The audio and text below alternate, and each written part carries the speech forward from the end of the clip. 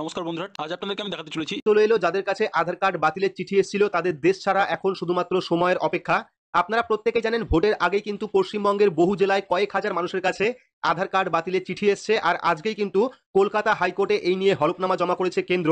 তো ভিডিওর মাধ্যমে জানতে পারবেন যাদের কাছে আধার কার্ড বাতিলের চিঠি এসছে তাদের কি করণীয় এবং তাদের উদ্দেশ্যে হাইকোর্ট থেকে কি বলা হয়েছে এবং কেন্দ্রের পক্ষ থেকে কি বলা হয়েছে এবং এই কাজ কবে থেকে শুরু হচ্ছে বিস্তারিত আজকের এই ভিডিওতে আপনারা জানতে পারবেন। ভিডিওটি আপনার জন্য গুরুত্বপূর্ণ, তাই ভিডিওটি শেষ পর্যন্ত অবশ্যই দেখবেন। ভিডিওটি ভালো লাগলে লাইক করবেন, চ্যানেলটিকে সাবস্ক্রাইব করে পাশে রাখা বেল আইকনটি প্রেস করে নোটিফিকেশন অল করে রাখবেন। সবার সুবিধার্থে ভিডিওটি শেয়ার করবেন। তো চলুন শুরু করি। তো কলকাতা হাইকোর্টের পক্ষ থেকে জানানো হয়েছে কাদের আধার কার্ড বাতিল করা হচ্ছে। কলকাতা হাইকোর্টে হলফনামা দিয়ে জানালো কেন্দ্র। তো ডিটেলস আমরা দেখে নেব। এটা কিন্তু রিসেন্ট আপডেট, যেখানে কিন্তু কলকাতা হাইকোর্টে কেন্দ্র হলফনামা দিয়ে জানিয়েছে যে যাদের কাছে আধার কার্ড বাতিলের চিঠি এসছে তাদের কি করণীয়। তো এখানে দেখতে পাচ্ছেন কাদের আধার কার্ড বাতিল করা হচ্ছে। কলকাতা হাইকোর্টে হলফনামা দিয়ে জানালো কেন্দ্র, ভোটের আগে কয়েকটি জেলার বাসিন্দাদের আধার কার্ড বাতিল হয়েছে বলে অভিযোগ ওঠে। মামলা গড়ায় কলকাতা হাইকোর্ট পর্যন্ত। প্রধান বিচারপতি টি.এস. শিবজ্ঞানমের ডিভিশন বেঞ্চে এই বিষয়ে কেন্দ্রকে নিজের অবস্থান জানিয়ে হলফনামা দিতে বলে। সেই হলফনামায় কিন্তু আজ জমা দিয়েছে কেন্দ্র। হলফনামায় জানানো হয়েছে যে সব বিদেশি নাগরিক এদেশে থাকার জন্য পর্যাপ্ত তথ্য দিচ্ছেন না তাদের আধার কার্ড বাতিল করা হচ্ছে। দেশের নিরাপত্তার কথা মাথায় রেখেই কিন্তু এই পদক্ষেপ করা হচ্ছে। পর্যাপ্ত নথি ছাড়া এদেশে বেআইনিভাবে থেকে যাচ্ছেন বহু বিদেশি নাগরিক, তাদের জন্যই এই ব্যবস্থা। আধার ডেটাবেস থেকেই শনাক্ত করার কাজ কিন্তু ইতিমধ্যেই শুরু হয়েছে।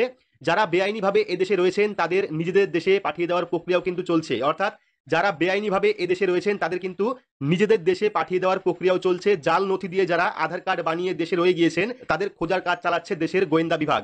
অর্থাৎ যারা জাল নথি দিয়ে আধার কার্ড বানিয়েছিলেন তাদেরও কিন্তু খোঁজার কাজ চালাচ্ছে দেশের গোয়েন্দা বিভাগ। তো রাজ্যের প্রচুর আধার কার্ড নিষ্ক্রিয় করা হচ্ছে, এই অভিযোগ তুলে হাইকোর্টে জনস্বার্থ মামলা করেছিল এনআরসি বিরোধী জয়েন্ট ফোরাম নামে একটি সংগঠন। তাদের বক্তব্য, পশ্চিমবঙ্গের কয়েকটি এলাকায় হাজারেরও বেশি আধার কার্ড নিষ্ক্রিয় করা হয়েছে। মুখ্যমন্ত্রী মমতা বন্দ্যোপাধ্যায় এ বিষয়ে প্রধানমন্ত্রীকে চিঠিও দিয়েছেন। কেন্দ্রের অতিরিক্ত সলিসিটর জেনারেল জানান কিছু ত্রুটিপূর্ণ আধার কার্ড নিষ্ক্রিয় করা হয়েছে। দীর্ঘদিন ধরে বিদেশে রয়েছেন এমন অনেক নাগরিকদের আধার কার্ড খতিয়ে দেখা হচ্ছে।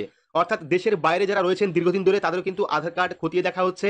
এই মামলার কোনো গুরুত্ব নেই। প্রধান বিচারপতি টি.এস. শিবজ্ঞানম জানান এই বিষয়ে পুরো লিখিত হলফনামা দিতে হবে কেন্দ্রকে। সেই হলফনামায় কিন্তু ইতিমধ্যে কেন্দ্র হাইকোর্টে দিয়েছে। খবর ইতিমধ্যে কিন্তু কেন্দ্রের পক্ষ থেকে সেই আধার কার্ড বাতিলের যে চিঠি, অর্থাৎ কেন চিঠি পাঠানো হয়েছিল এই নিয়ে কিন্তু কলকাতা হাইকোর্ট থেকে বলা হয়েছিল কেন্দ্রকে হলফনামা দেওয়ার জন্য। সেই হলফনামা কিন্তু ইতিমধ্যেই কেন্দ্র জমা করে দিয়েছে হাইকোর্টে।